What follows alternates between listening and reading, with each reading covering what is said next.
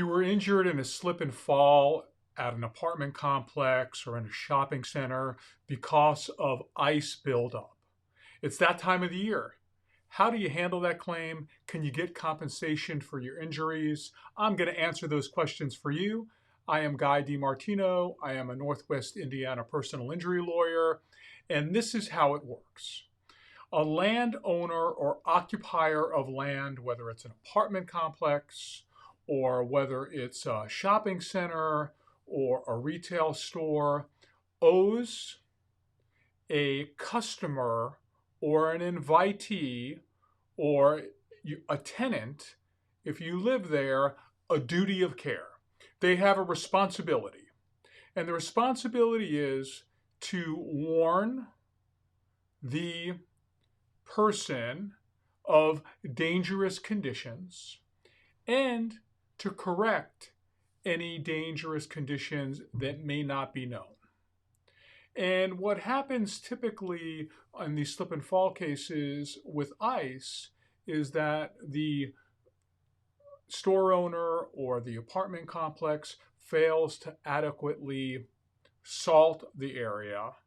The person goes out there. There might be a dusting over the area. They don't know that the ice has built up under the area, and the person ends up falling and injuring themselves severely. So one of the issues in these cases always has to do with the length of time in which the ice buildup and accumulation was present. So if it just rained and the temperature went down below freezing and something iced over and it was an hour or 2 hours and the landlord or property owner did not de-ice the area, then that's probably not enough time, because the standard is what a reasonable person, reasonable company, reasonable landlord would do under the same or similar circumstances.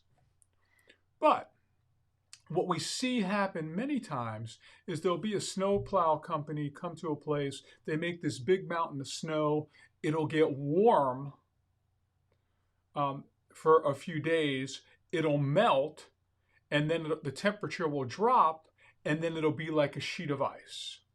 In those circumstances, the landlord knew or should have known, or the property owner knew or should have known that ice was going to develop and ice was going to build up, and they had a duty to salt it. So these cases are very fact specific. That is why if you're injured in one of these cases, you should probably speak to a lawyer sooner rather than later so that information can be preserved.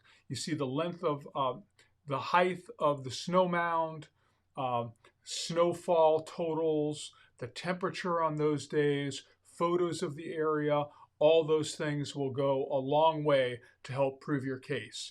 If you have any questions about a slip and fall on the ice here in Northwest Indiana, you can always reach out to me. I am Guy DiMartino, meeting you at the intersection of law and medicine. Have a great day.